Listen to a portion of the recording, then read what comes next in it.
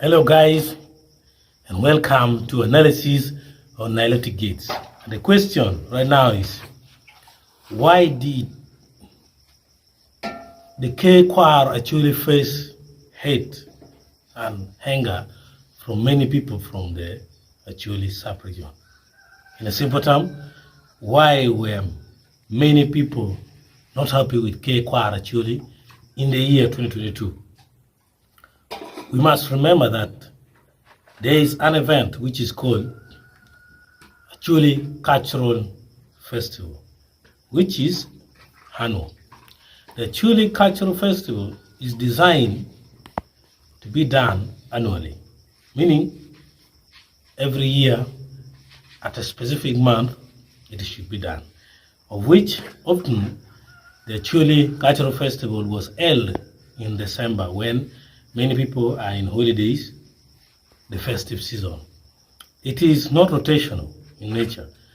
The location has been fixed for long in Gulu City, much as many people are already debating that it should become rotational so that the benefits it brings, like income and revenue, the pleasure, tourism promotion, should be scattered across Acholi districts of northern Uganda. Here is what you need to know. In 2022, the Kwaro actually scheduled the Acholi Cultural Festival, which would make people witness the Bola dance, the Dinding, the Jel, Rakaraka, and the rest of other dances, including the Kubukubu. But to the dismay of surprise, it did not happen. Why? The Kwaro actually made an announcement that they are calling off the Acholi Cultural Festival 2022 because government have stopped them, giving a reason of rising cases of Ebola. But what happened? First of all, during that period, there was the Fodram, a very nice thing of which me personally I also like. Fodram, I think it's the best football tournament in Uganda that has seen a lot of fans defending their ethnicity. It was going on. Amidst the situation, they termed rising cases of Ebola. Why didn't the government stop Fodram, yet it was gathering more people than Ebola and taking them to more places than the actually cultural event would do? They did not stop.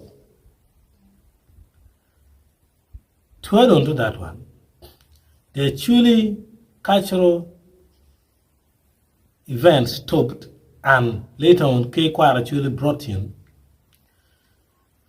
football and bicycle running competition, which was held in major towns and urban centers in northern Uganda. This was done in partnership with MTN Uganda. But the question is, was this not also an opportunity of the disease to spread more? The answer is yes. It would spread more if the reason was genuine. So now, people travel from district to district, moving from Agago to Gulu City, from Gulu City to Lamore, from Lamore to Kitgum, to go and watch the football matches in large number, to go and ride in large number. So that would have also spread the disease, the Ebola. You know, Ebola is very contagious. Now, point is to get to the answer why people were not happy. People were not happy with Kwaro actually because, number one, they acted cynical. Cynical in the sense that stopping the cultural events, which is traditional, and replacing with something which is not traditional. Bicycle riding is not traditional completely.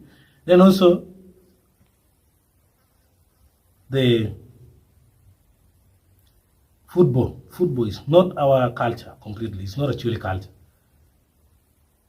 So, cynical by stopping and secondly replacing it with non-traditional events, which seemed like a kind of MTN business.